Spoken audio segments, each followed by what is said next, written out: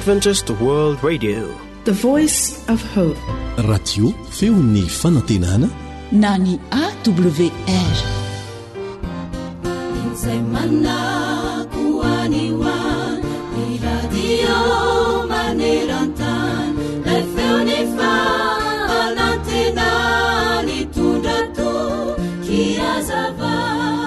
Ny olona rehetra dia samy efa resy, samy efa tsy naomby, samy manota, samy nanao ny tsy nety avokoa. Hoy ny fitenenana hoe mety ho diso ny olona iray, kanefa ny famelan-keloka izay omen'ilay mpamonjy antsika rehetra dia ahafahantsika mamela ny heloko ny hafa ihany koa. Raha tianao izany no voavela heloka satria samy mety ho diso ny olona rehetra dia mamela heloka, dia samy mandray lesona. Raha toa ka mbola olombelona ianao dia hisy foana ny tsy mety ataonao, kanefa andray lesona avy amin'izany ianao. Raha isoton'ny hoe tsy misy mifahadisoana fa lesona avokoa izany, ary ny lesona dia miverimberina trany mandra-pahatonga ny andro izay tena andraisanao izany tsara. Rehefa tsy mety hianatra ireo lesona faran'izay tsotra sy mora indrindra ianao dia hiasarotra dia sarotra tokoa ny fiafaran'izany. Nefa kosa voarainao ny lesona rehefa miova ny fomba fihetsikao manoloana toe-javatra iray sy manoloana ny olona iray, fa tsy tony ny teo aloha intsony. Mahaiza mamela heloka dia mandraisa lesona. Ahoana hoy ny toriteny izay nataon'i Jesosy Kristy teo an-tendrombohitra? Ao an'ny Matteo 9:4-7 sy 15, hoy izy hoe: fa raha mamela ny fahadisoan'ny olona ianareo dia mba hamela ny anareo kosa ny rainareo izay any an-danitra. Fa raha tsy mamela ny fahadisoan'ny olona ianareo dia tsy hamela ny fahadisoanareo ny rainareo izay any an-danitra. Amen.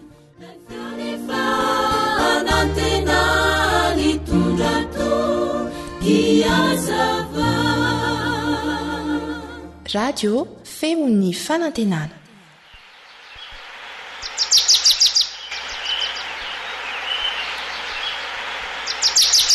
Asa sy tontolo iainana voakolo antoko ny fahavelomana.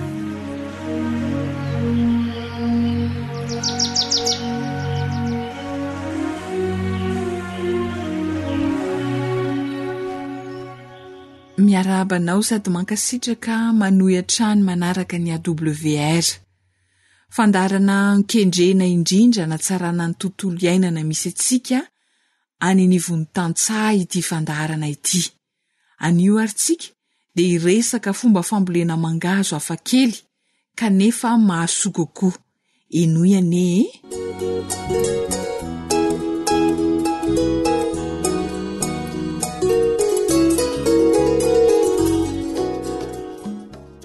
Hevitra mahavokatra. Tantara no soratan'i Zoanitra, andrenesanao Andrila sy Nary.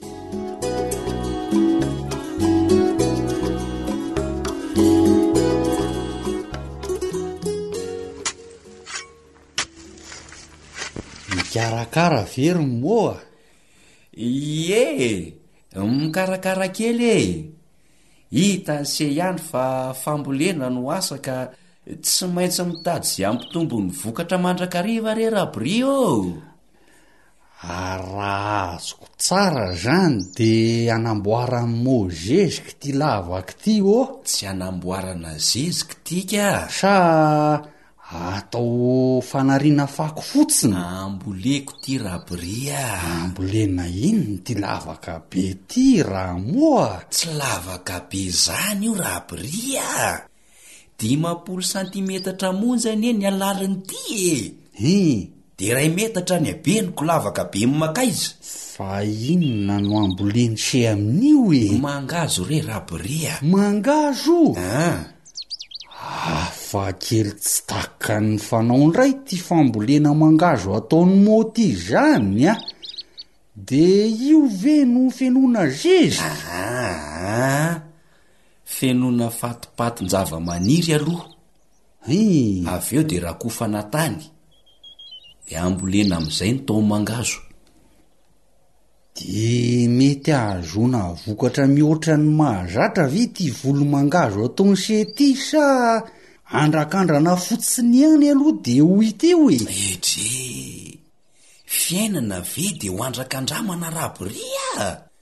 Ny masoko mihitsy no mahita ny tombontso azo ny loizana bavoko tamin'ny volomangazo toy izao. Zany de mba ho ampiary kokoa ka. Tena marina ve zany Ramoa? Esy mba ampianaro zay Ramoa. Andao aloha ary amonjy malokaloka ery miresaka sady makamakaina fa mahery vaika ihany koa zany taramasoandro zany ka.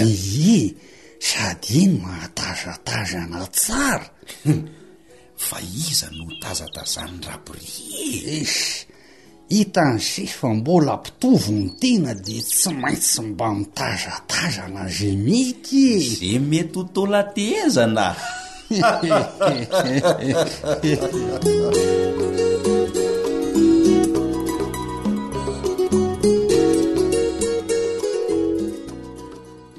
Dia ahoana tsara hoe Ramoa ny fomba famboleny ty mangazo ataony sety? Ninona ny tena tiany ho fantatra?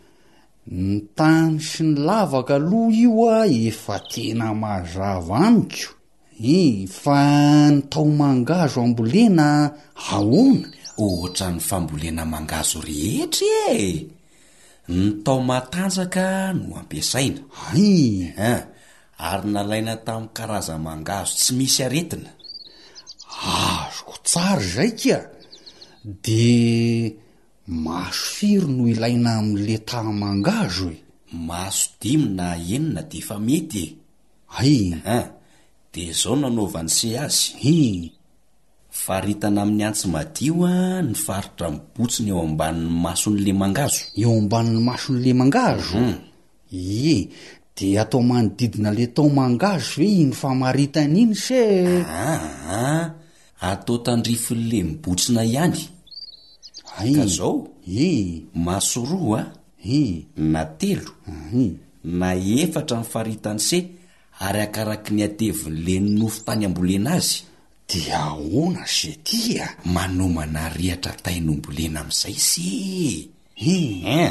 Tsy atao marihatra be fa atao somary matsoratsora. Azoko tsara. De ampandalovina ao anatin'le rihatra ny faritry ny tao zay misy ny maso voadidy. Zay indrindra. De azony se volena avetrany amin'izay iny tao iny. Mety kosa le hevitra. Am'izay tsy atahorana hivadika ny fambolena amin'ny mangazo fa tonga de fantatra hoe le misy rihatra no ambolena. Efa afaka mamboly se fefa hainse le tokony atao rehetra Oay, aza mihetsika eo mitsy aloha io. Fa ino ty ataony raborie? Ino nary ty miafinafiny ty? Te hividiny lohany nefa matahotra ny masony. Seko, mbola tsy nividy kosa ny hafa vo mitazana fotsiny. Zahay ndray ny tsy hitako koa. Ramoko ranga. Mety ho vitsivitsy ihany no asa vita amin'ity karazam-pambolena mangazo ity, kanefa kosa mety ho avo 2 na 3 eny avo efatreny mihitsy aza amin'ny fambolena mahazatra ny vokatra mangazo antenaina avy amin'ny fototra iray amin'ity fomba fambolena mangazo ity, satria tsy ny farany tao ihany no manome vody mangazo fa mandeha ambaratonga 2, 3 na 4 ny vokatra. Ka izay no mahatonga ny fiantsoana ity fomba fambolena mangazo ity hoe mangahazo maro anaka. Andramo ary fa mahasoa Atreo indray aloha ny fandaharana asa sy tontolo iainana androany, Zoanitra Siry Ilana ny farimbona nahatotosa izany, mametraka mandrapitafa samy ho tahin'Andriamanitra tompoko.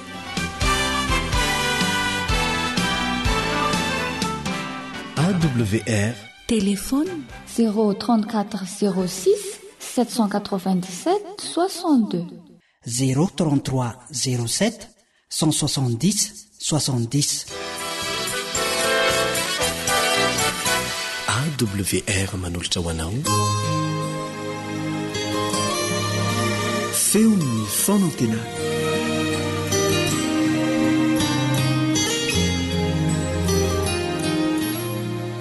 Ry teny malala fifaliana manokana ho any namanao andrem-bovonjyarinay miarabanao amin'ity androany ity.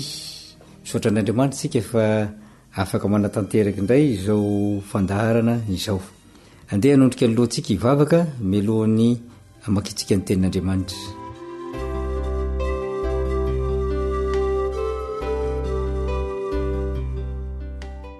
Rainay masina sy tsara indrindra ny an-danitra midera sy mankalaza ny anaranao ary misaotra anao izay satria lehibe ny famindram-ponao, lehibe ny fitahinao, lehibe ny fitantananao anay.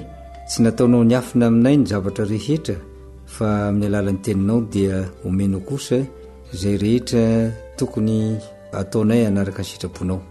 Andinika ny teninao ary izay dia mangataka amin'ny fananao masina mba anazavy izany, anokatra ny fomam-panahynay ianao ary amela ny elokay eo amin'ireo fahadisoana izay vitanay teo anatrehanao ka hitantana fiainanay amin'ny ho avy kosa mba hifanaraka amin'izany sitraponao izany.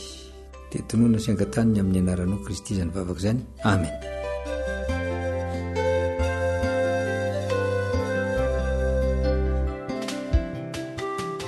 Ry mpiaino malala, andehantsika anokatra ny baibolintsika ka hiara-mamaky izay voasoratra ao amin'ny bokyny Petera faharoa. Petera faharoa toko 7 ny andininy 7. Izao ny vaky ny teny amin'ny anaran'i Jesosy. Fa fantatrareo voalohany indrindra fa amin'ny andro farany dia hisy mpaniratsira avy aniratsira mandeha araka ny filany. Izay tenin'ny Petera izay dia efa mateti-piavy, matetika mpiverina, matetika fandretsika amin'ny sofintsika eny amin'ny fampelezam-peo maro samihafa na hany amin'ny boky maro samihafa na amin'ny toriteny maro samihafa dia io resaka andro farany io no mahasetry ny olona amin'izao fotoana izao. Be dia be nefa mametra-panontaniana mikasika izany ary ny fomba izay ilazan'ny apôstôly Petera azy eto dia hoe amin'io andro farany io dia isy mpaniratsira avy aniratsira. Toe-javatra izay mahasosotra sy makadiny sofina mieritreritra izany hoe mpaniratsira izany.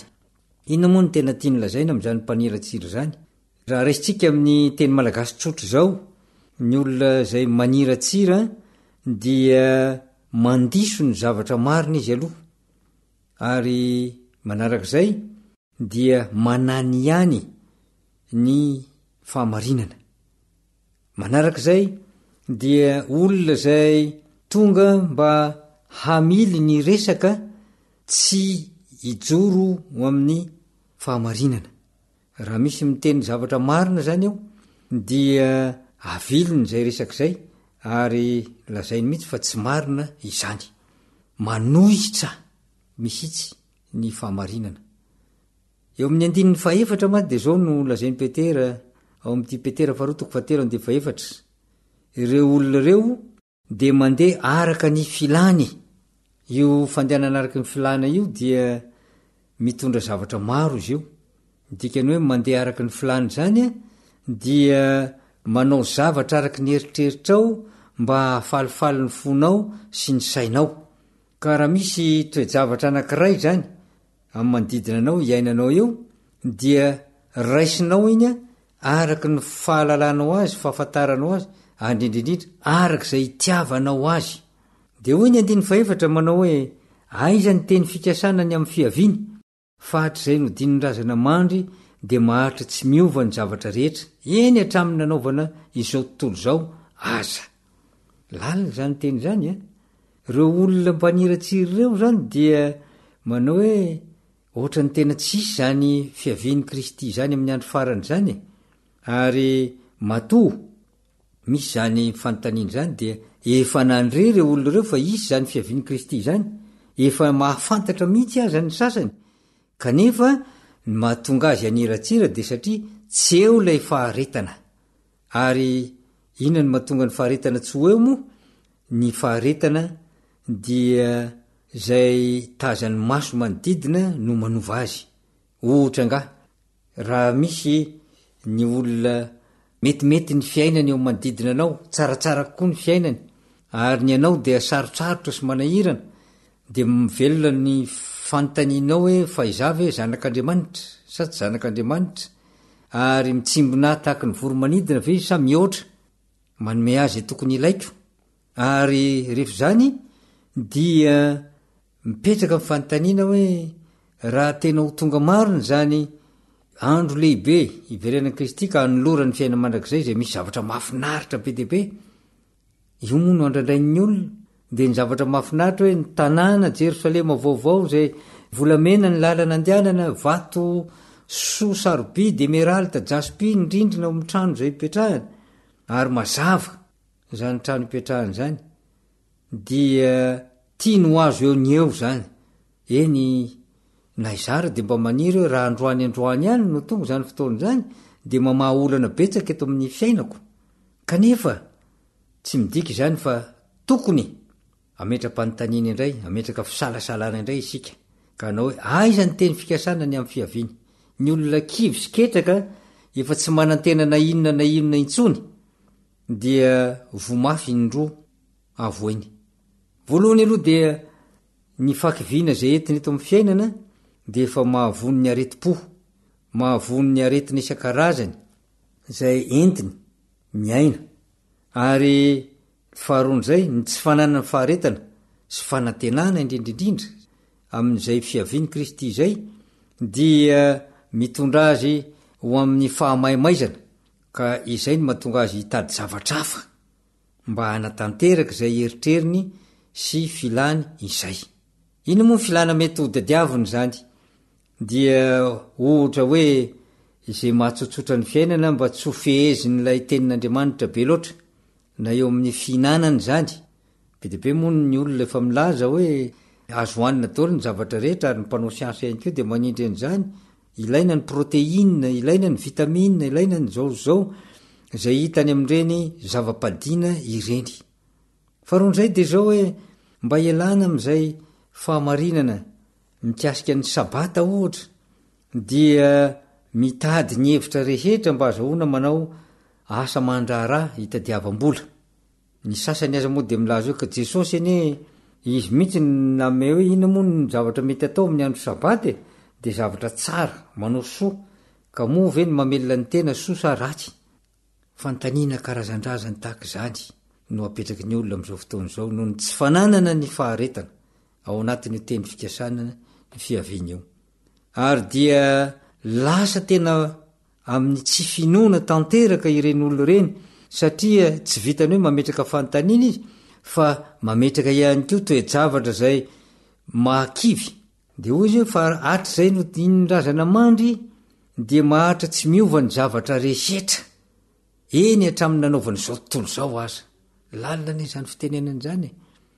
Tsy vitany hoe tamin'ny nahitan'ny dadabe na nenibe nodimandry, dia zay efa nanana n'izany faniriana sy fikasany zany ny amin'ny fiaviany Kristy zany, fa ozy hoe hatramin'ny nanaovana izao tontolo izao mihitsy dia tsy nisy zavatra niova. Fa nahoana moa no lasa notapenana ny masom-panahiny, ary na ny masony mihitsy aza, ka ilazana hoe tsy nisy zavatra niova. Raha ny zavatra manodidina iainantsika amin'izao fotoana izao dia ahitana zavatra miova be deaibe. Raha mihoatra ny tantara fotsiny hoe tamin'ny 100 taona lasa tsy nisy an'izany finday zany, ny solosaina zany dia tsy mbola nampiasaina, ary nefa ankehitriny dia lasa fitaovana zay isaky ny tokantrano.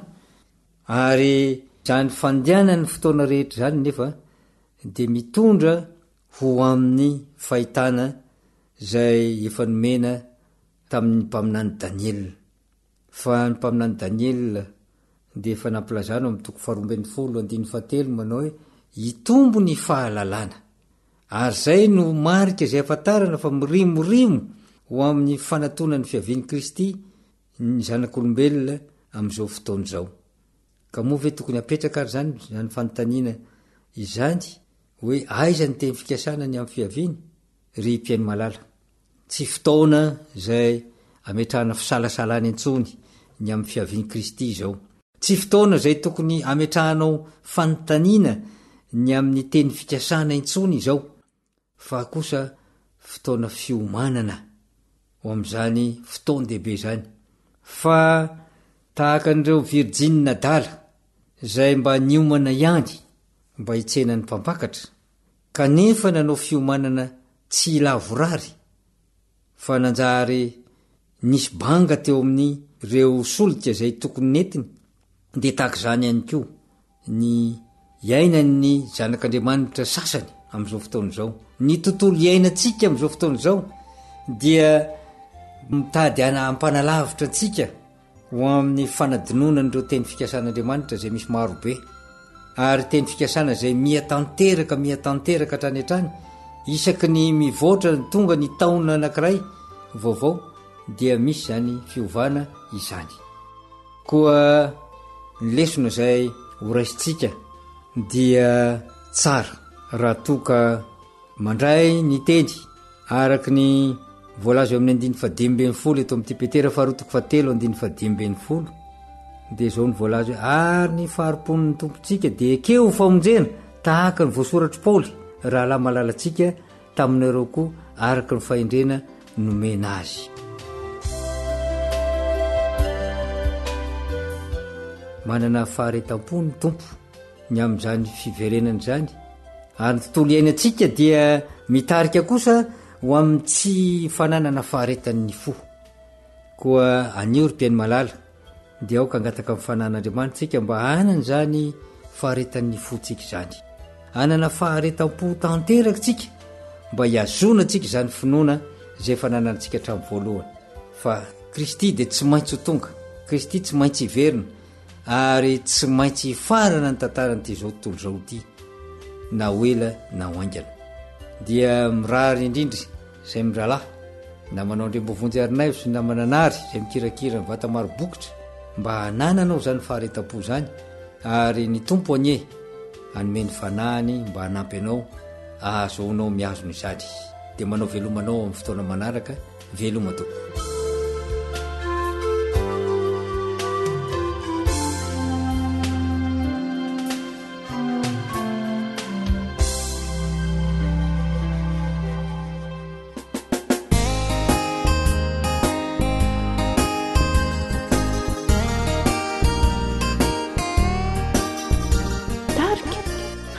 Kristy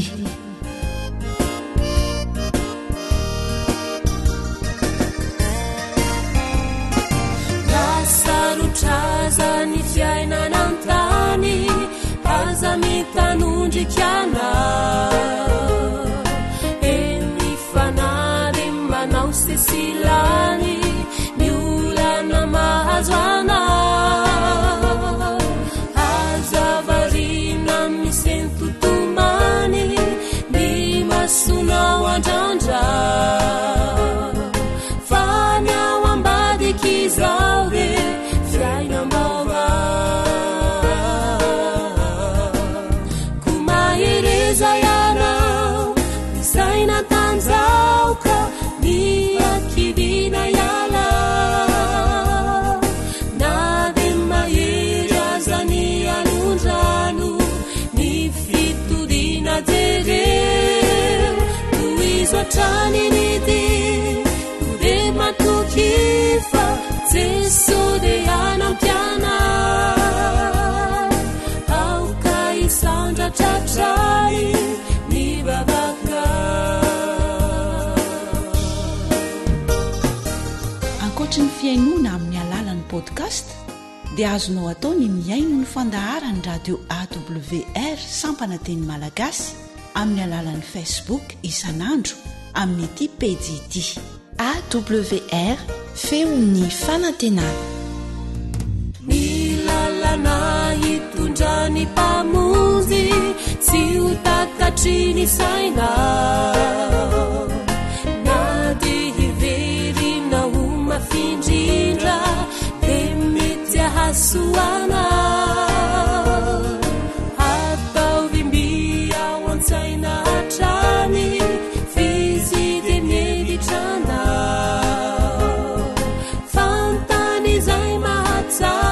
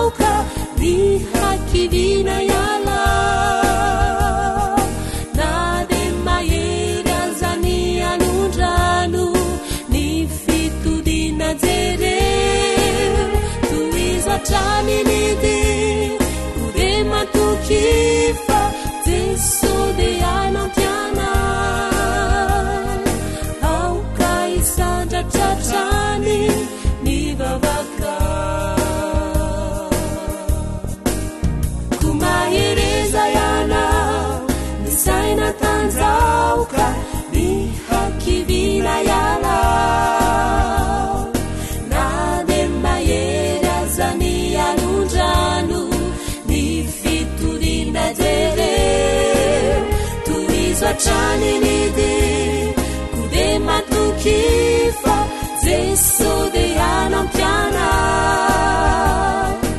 auka isandra tratrany ny vavaka auka isandra tratrany ny vavaka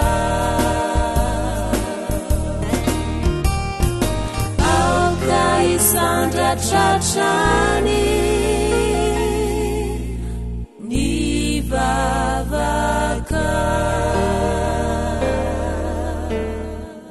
Lay feony fanantenana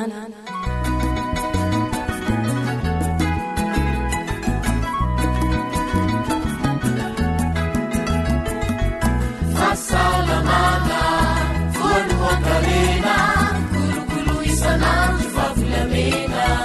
Harena ny fahasalamako. Harena ny fahasalamako.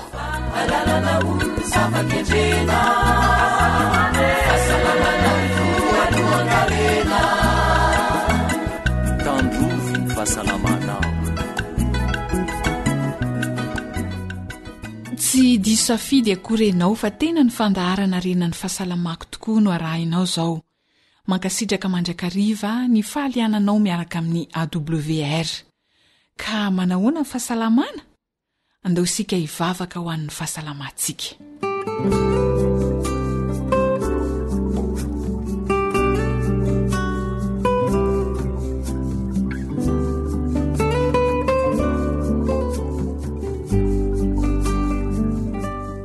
Mankasitraka indrindra raha io ny amin'ireo torolalana ara-pahasalamana izay horaisinay amin'ity anio ity. Mamindrafo aminay ny amin'ireo fahazaran-dratsy izay nitarika tsy fahasalamana eo amin'ny vatanay. Ary ampio izahay mba hanatanteraka ntsahaka ny sy andavana izany toromarika izany. Mba hangataka ny fanasitranana avy aminao izahay ho andreo namanay izay tsy salama any amin'ireo toeram-pitsaboana maro samihafa sy any an-tokantrano any. Esory ireo aretina ao anatin'ny tsirairay avy. Matoky ary mino izahay fa miaino anay ianao.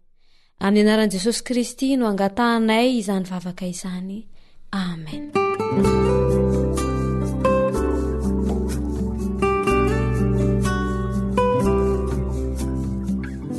Ny fitahian'Andriamanitra ny eo amintsika lalandava, ka ireo tsy salama dia ho sitrana soamantsara, ary izay salama kosa dia mba ho tehirizin'Andriamanitra aminao hatrany ny fahasalamana.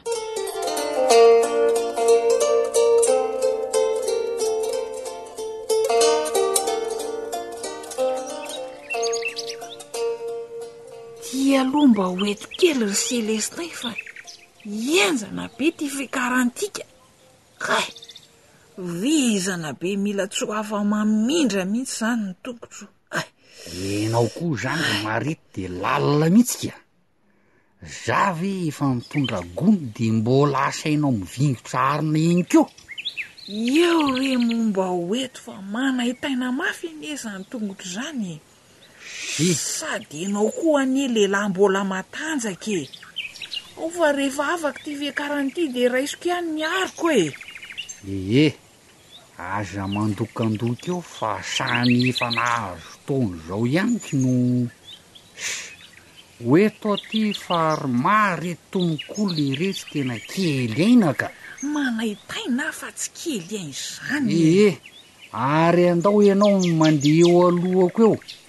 So anahirana ny rinany. Sady mba mailamailaka amin'izay fa efa tsy mivingitra hitana tsony.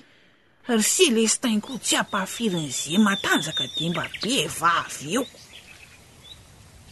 Fa inona koa ty fandeha amin'ny marety mibakabaka ty. Ohatra ny reny ny diran'ny parasy reny rangako. Aza manody mahazo ara Selestin fa tena manahitaina ny ho amarina ny tongotro e. Fa hony? Andany ianao mandeha ho alohako fa lozanao mikritika amin'ny fandehako fotsiny fa mandreraka ka. Izy ianao mikritika anao eo zao? Ianao ko izandray. Ka aleo mihitsy ianao ilozako fa any tanàna zany miona fa mavesatra ny etako ka. Nefa ianao mbola miledaleda ohatra ny reny desy votsy afa-piakarany reny. Za korangano mila hemitra amin'reto etam-be ako reto marina moa. lasa fanetanana raha matotia eo ianao.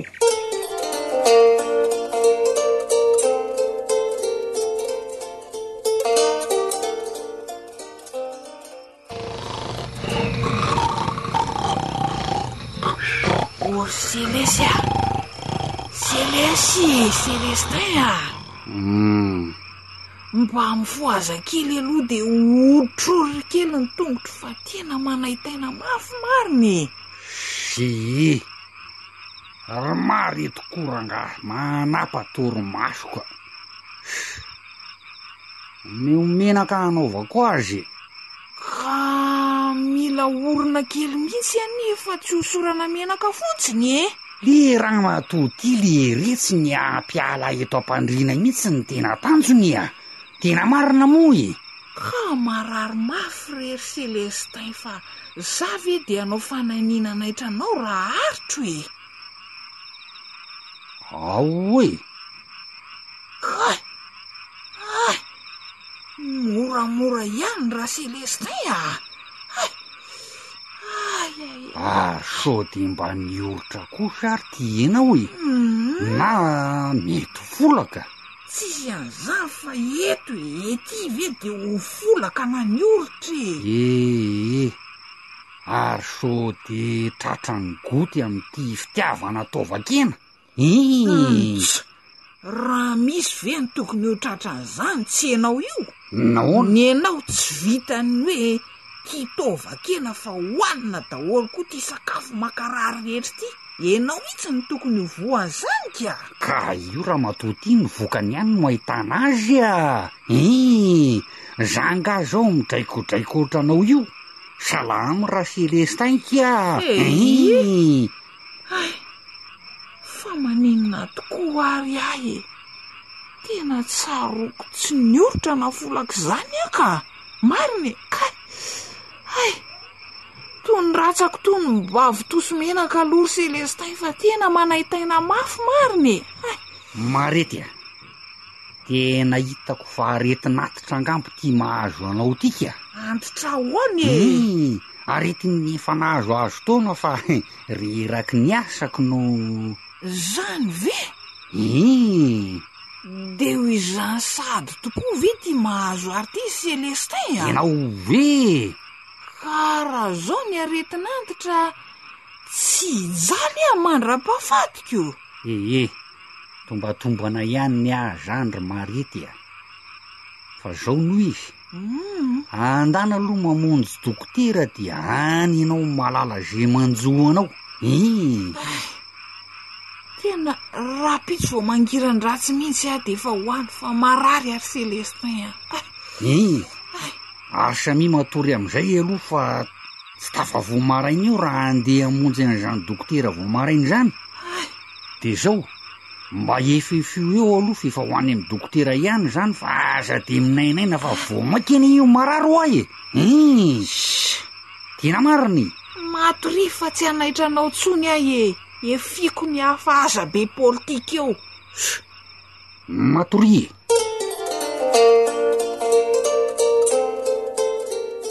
soanitra no nanoratra ny tantara na rahanao teo no velomin'ny mpanoratra Sirela.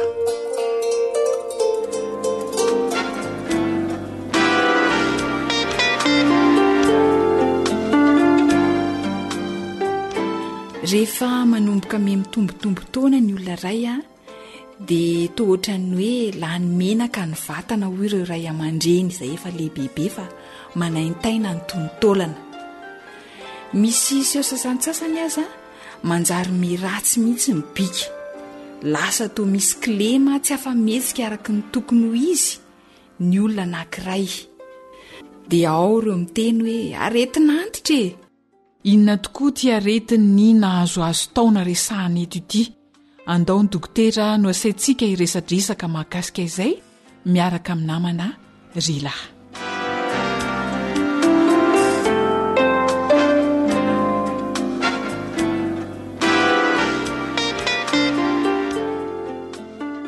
Faly tafaraka aminao atao anatin'izao fandaharana harena ny fahasalamako izao. Vahin'ny fandaharana ny dokotera Jackie Rasolofo Arjon. Miarabanao dokotera. aretina anisan'ny fandray tompoko ny artrose. Inona dokotera no azo amaritana ny artrose? Raha amin'ny teny tsotra dia tsotra, fohy dia fohy, ny atao hoe artrose dia fanaintainana eo amin'ny tonotaolana ka tsy ahafahan'ny olombelona zany mihetsika na mamindra na mampietsika arak'izay ilany azy ireo ratsambatany ireo. Indraindray koa any amin'ny loha ihany koa, any amin'ny hatoka dia mety hitrangana izay zavatra izay ihany koa. Raha zavaina misimisy kokoa dokotera, ahoana no mety ho fitrangan'ilay aretina antsoina hoe artrose eo amin'ny vatan'ny olona iray? Matetika aloha zany ny artrose dia tsy mitranga tampoka fa mipoitra tsikelikely. Ny fahitantsika ao anatin'ny fiarahamonina dia ireny olona efa somary lehibebe fa nahazoazo taona reny no hitrangany. Matetika zany vao mifoha maraina ilay olona dia somary ohatrany hoe miraikitraikitra daholo reny tonotaolany reny, mahasaira izy manatsotra ny tongony, mahasairana izy mampietsika ny tanany, ny ato-tanany, ny kihoany. Dia rehefa mihetsiketsika eo izy, rehefa manao raharaha izy dia rehefa tonga ny atoandro na ny harivariva dia afaka mihetsika ara-dalàna ihany. Tonga ny rapitso maraina dia mitranga ihany koa izay zavatra izay. Tsara ho marina fa manaintaina tokoa izy io ary matetika miteraka fifontosana ary maharitra dia maharitra ny fisehony fa tsy mba hoe 2 andro na 3 andro fa ambolana ary matetika amin'ny taonany ihany koa. Ya, hono dokotera, mety misy zavatra ataon'ny olona ve azahoana n'ity aretina artrose ity? Satria araka ny lazain'ny dokotera teo dia tsy mitranga tampoka ny artrose sady araka ny fahita dia ho an'ireo olona nahazoazo taona. Araka voalazantsika teo dia mipoitra tsikelikely ny fanaintainana sy ilay tsy fahafahana mihetsika. Ny zavatra matetika aloha raha ny fomba tsotra zany dia ny tsy fahafahan'ny vatana manary ilay zavatra atao hoe asida urika ao anatin'ny rà, zany hoe rehefa matetika zany hoe mihinana hena ianao, matetika mihinana sakafo matsiro ianao dia misy zavatra tokony ho very fa tsy ho voatazona daholo akory dia miangona reny zavatra eny anatin'ny rà ka miteraka karazana fienjanana na fanaintainana any amin'ireny tonotaolana ireny. Asoroana ve dokotera ity aretina ity? Raha toka asoroana dia inona ny fisoroana mba azon'ny dokotera lazaina ho an'ny mpiainontsika?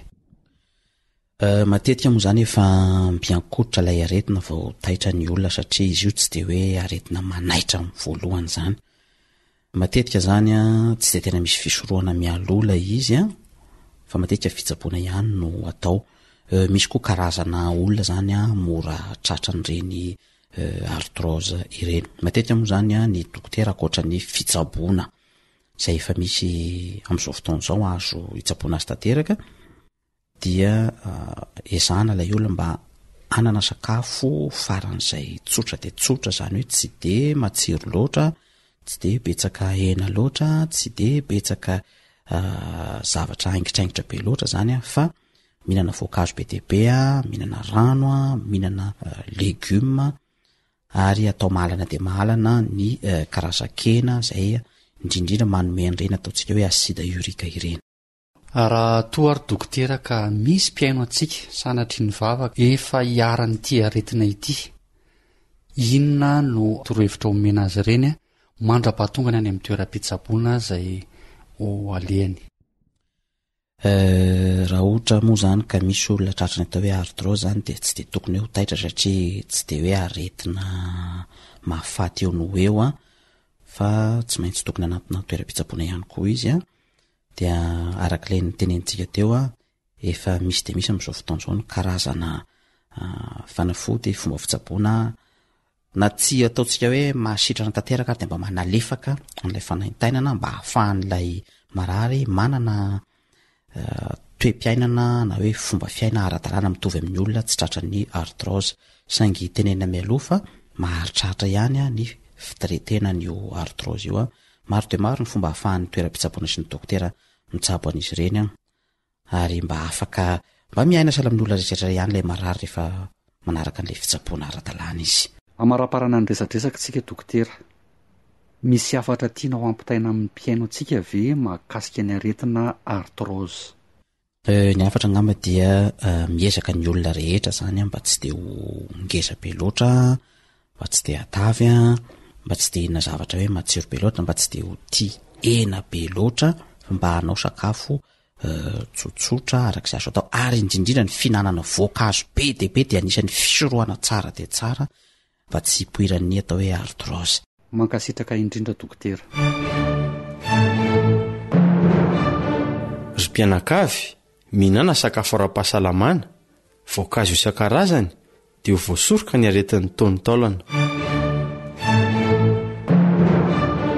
Andeha ho fitiantsika kely ny mahakasika ity aretina artrose ity araka ny voalazan'ny dokotera.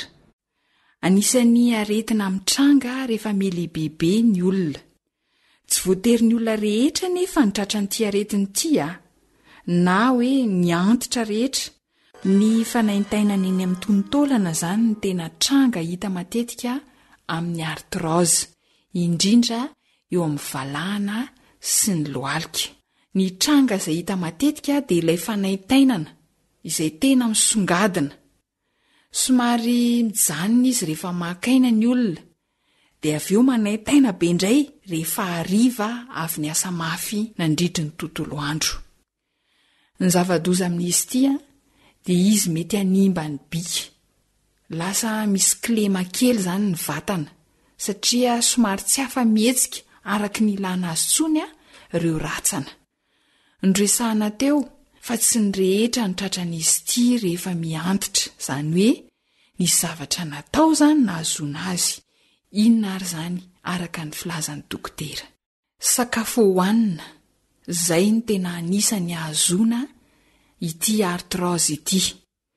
Nasongadin'ny dokotera manokana teo fa ny fihinanana sakafo matsiro sy ny hena izay manome asida urika any amin'ny ra, nefa ilay asida tsy voatery ho very no mampanaintaina ny tontolana. Hoy dokotera teo hoe tsy dia misy fisorohana azo atao loatra amin'ity artrose ity, kanefa kosa izy efa nanoro hevitra ny amin'ny sakafo hohanina sady azo tsaboina tsara. Ka raha marary tokoa ary, inona no atao? Fanatonana ny toba-pahasalamana, satria nanome tokony dokotera fa azo tsaboina tsara ny artrose. Afaka miaina sala amin'ny olona rehetra ny olona tratry ny artrose rehefa tsaboina any amin'ny toba-pahasalamana izy. Fanampin'izay ny fitsaboana voalohany indrindra ny artrose dia ny fisorohana ny hatavezana loatra, izany hoe amin'ny alalan'ny sakafo izany no azo hitsaboana ihany koa ny artrose. Ry mpianakavy, mihinana sakafo ara-pahasalamana, voankazo isan-karazany dia ho voasoroka ny aretin'ny taontaolana. Araka ny fandinihana nataon'ireo dokotera mpikaroka, dia ny vehivavy mpihinan-kena no betsaka kokoa no hijalo ny fahavakisan'ny valahana na ny lato-tanany. Noho izany dia sakafo voalanja tsara no sady fisorohana no fitsaboana ny artrose. Araka ny fandinihana rehefa tratry ilay aretina dia ny fanenana lanja ny tanjona voalohany indrindra, dia ampitomboina ny fihinanana ireo sakafo be calcium, ireo legioma isan-karazany, ny voamadinika, ny nofona coco, ny voankazo isan-karazany, ireo zavamanta isan-karazany, fa ahena kosa na fadiana mihitsy ny hena, ny fisotro misy alkôla, ny ronono ary ny atody. Raha sanatria izany ka tratra ny artrose ianao dia izay ny sakafo tokony hohaninao. Misy torohevitra kely ho anao ihany koa ity. Raha sendra ka na hinan-kena be loatra ianao dia mihinana poireau, na hohanina manta amin'ny salady io, na ampangotrahana asiana ro io, fa ny poireau no manala ilay asida urika ao amin'ny ra izay noresahan'ny dokotera teo aloha, izay mampanaintaina ny taolana. Manampy betsaka ny olona tratry ny artrose tokoa ny poireau, ka amporisihana ianao azoto hihinana poireau.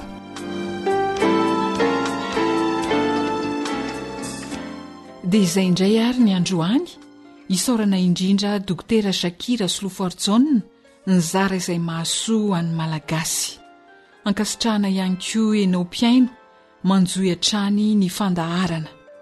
Ny tenin'ny soratra masina ao amin'ny Salamo 1:100 andininy 7:7 no atolotra anao manao hoe: Jehova hiaro anao amin'ny ratsy rehetra, iny hiaro ny fanahinao izy.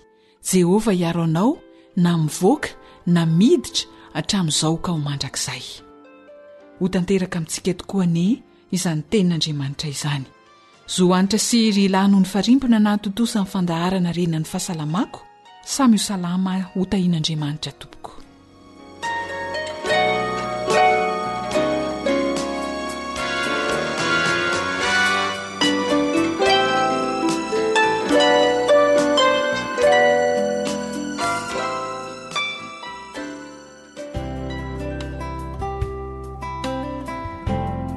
Radio AWR lay feo mitondra fanantenana isan'andro ho anao.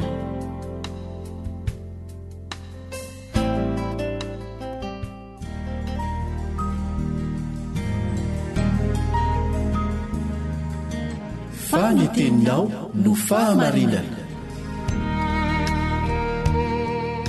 Taridalana manokana fianarana baiboly avoaka ny Fiangonana Adventista maneran-tany. Iarahanao amin'ny radio feon'ny fanantenana.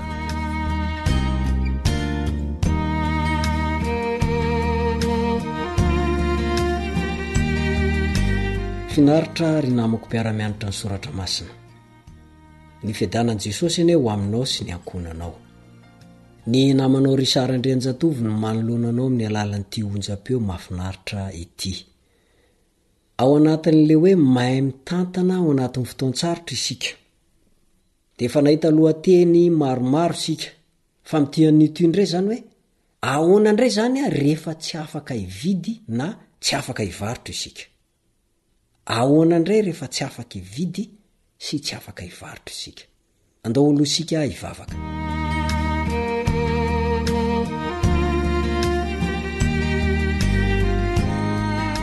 Sotra raha eo no nanomezanao anay ny lesona hatramin'izay. Mahaliana trano zany lesona izany. Mamela nefa ny helokay. Mamindrafo satria mpanota tsy mendrika ary tsy mety mihitsy na dia niantso ny anaranao ary. Kanefa no mifamindramponao tamin'ny alalan'i Jesosy Kristy zanakao izay natolotrao teo ambony hazo fijaliana, dia indro izay manatona anao mifona sy mivalo. Ary oka ianao mba amindra fo aminay. Ny fanahinao masina ne hiasa aminay, hiasa amiko izay miresaka ary hiasa amin'io namako izay mandre io. Koa meteza ianao homba sy tantana anay ary oka tsy hisy feo hoeninay mihitsy avy any ivelany fa mifeonao irery ihany. Amin'ny anaran'i Jesosy no angatany izany. Amen.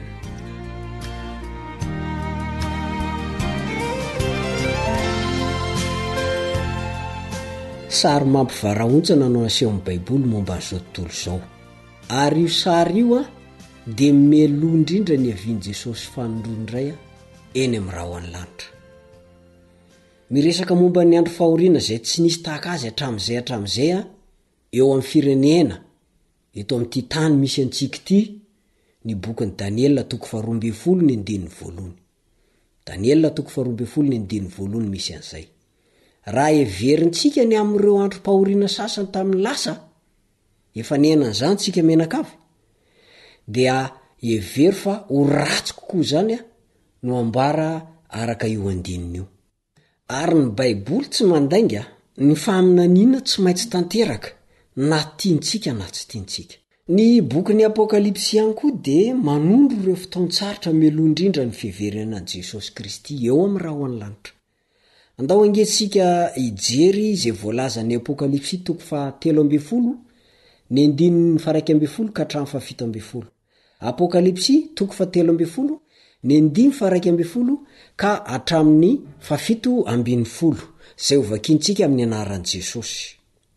Ary hitako fa indro nisy bibidia iray koa niakatra avy tamin'ny tany, ary nanana tandroka roa tahaka ny any zanak'ondry izy sady miteny tahaka ny dragona, ary ny fahefana rehetra nanan'ilay bibidia voalohany dia asehony eo anatreny ary ny tany mba amin'izay monina eo aminy dia sainy miankohoka eo anoloan'ilay bibidia voalohany izay efa sitrana tamin'ilay fery ny saika nahafaty azy ary manao famantarana lehibe izy ka dia mampidina afo avy any an-danitra ho amin'ny tany eo amason'ny olona aza ary mamitaka izay monina ambonin'ny tany izy amin'ny famantarana izay nomena azy atao eo amason'ny bibidia sady milaza amin'izay monina ambonin'ny tany mba hanao sary ho an'ny bibidia izay voan'ny sabatra nefa velona ihany ary navela hanisy aina ny saryny bibidia izy mba hahateny ny saryny bibidia ary ampamony izay rehetra tsy mety mikoka eo anoloan'ny saryny bibidia ary ny olona rehetra na ny kely na ny lehibe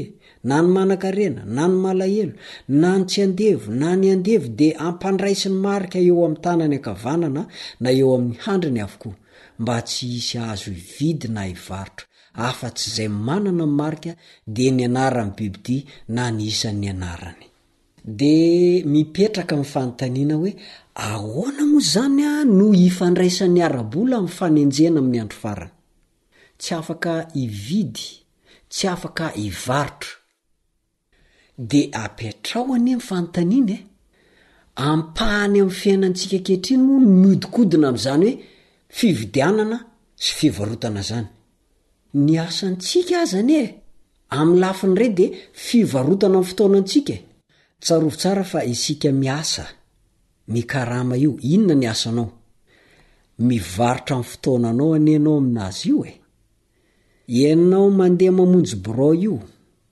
ianao mandeha makany an-tsekoly io na dia makany an-tamboly ary efa mivarotra amin'ny fotoananao ny ianao io satria ny vokatra avy eo zany dia misy mividy foana ny vokatra avy eo amin'iny fiezahanao atao iny dia azahoanao vola iny ny faiza manaontsika ny fananantsika rehetra indrindra dia tahaka ny hoe mivarotra nyrenysika ny tsy fahafana vidina tsy fahafana mivarotra zany dia midika ho tsy fahafana miaina eo anivon'ny fiarahamonina intsony ho lehibe tokoa zany araka zany ny fanerena mentefa aminao rehefa tsy afaka mampiasa n'ireo zavatra reo intsony ianao aorianao ankoatra zany arakaraka ny anananao vola no hitombon'ny fahaliananao amin'ity tontolo misy antsika ity farafaratsiny amin'ny fananana ara-materialy noho izany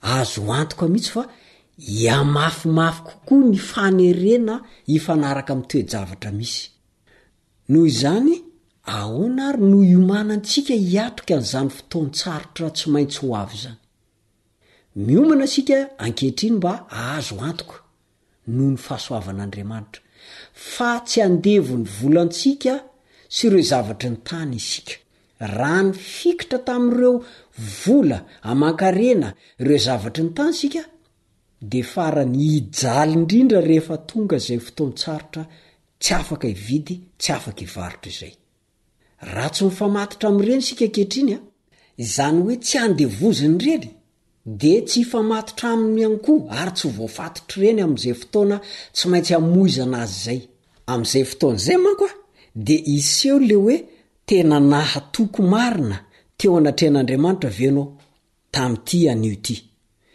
tadidio tsara fa tsy amin'izay fotoan'izay ianao vao hoe iezaka aho tsy amin'izay fotoan'izay ianao no hoe ho matotra amin'izay aho tsy dia ny zao dia ny androany io anio ity dia fa tsy maintsy mianatra ianao ny fianarana zany tsy hoe miandry fotoana aoriana fa androany dia androany ianao dia fa tokony hianatra ny hoe tsy fikitra mafy amin'ny zavatra ny tany ary amin'izay fotoan'izay dia tsy hampaninona anao tsony mihitsy hoe afoinao ireny zavatra ireny ao amin'ny Deutéronomia 4:12 ny 12 Deutéronomia 4:12 dia maniraka antsika izy manome baiko hoe aloavy tsara ny ampafolo ny vokatra rehetra avy amin'ny voana afafinao dia ny vokatra any an-tsaha isan-taona ary amin'ny 13 izy ry amin'ny tapany farany izy dia miteny hoe mba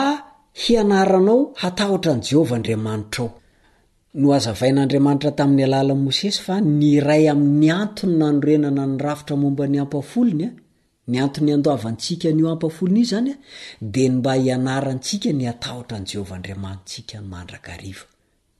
Ao amin'ny fameramberenan-kevitra naty tononkalo ao amin'ny salamo fa 1:30 ny 7:70 salamo fa 1:30 ny 7:70 dia hitantsika fa ny fahatahorana dia mitovy hevitra amin'ny hoe fitokiana. Ahoana moa no voalazan'io salamo izay niteneniko taminao teo io? Akory reny abeny zava-tsoanao mivoarakotra ao ho an'ny matahotra anao dia izay nataonao teo anatreny zanak'olombelona ho an'izay mialako aminao.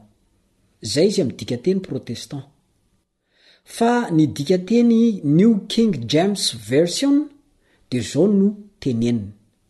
Akory reny abeny fahatsaranao voarakotra ao ho an'ny matahotra anao dia izay nataonao teo anatreny zanak'olombelona ho an'izay mitoky aminao. Amin'ny dikateny protestanta izy dia miteny hoe ho an'izay mialoka aminao. Fa amin'ilay New King James Version izy dia miteny hoe ho an'izay mitoky aminao. Zany hoe ireo andalana ireo zany dia maneho amintsika fa ny fatahorana an' Jehovah dia ny fitokiana aminy. Zany indrindra no antony hoe nanorenan'Andriamanitra ny rafitry ny famerenana ny ampafolony ho aminy.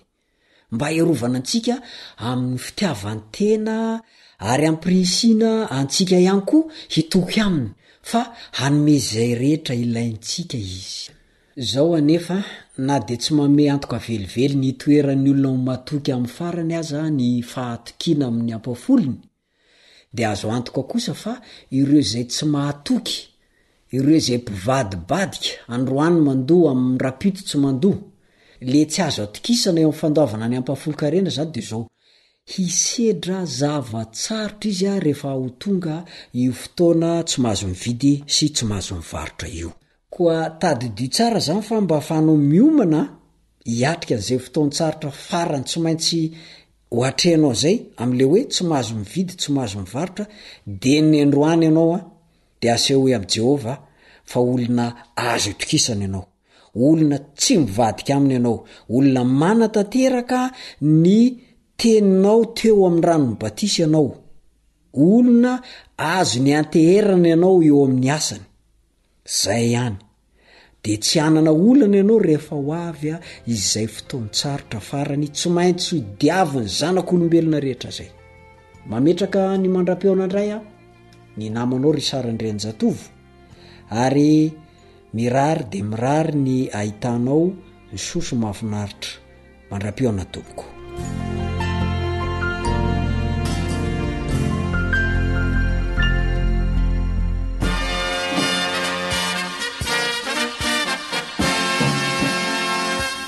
Adventist World Radio, The Voice of Hope.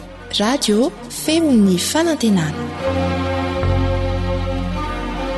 Ny farana treto ny fanarahanao ny fandaharan'ny radio feo fanantenana na ny AWR amin'ny teny malagasy. Azonao ataony mamerina miaino sy maka maimaimpona ny fandaharana vokarinay amin'ny teny pirenena mihoatriny 100 amin'ny fotoana rehetra. Raisoaryn'ny adresy ahafahanao manao izany: awr.org na feo fanantenana.org.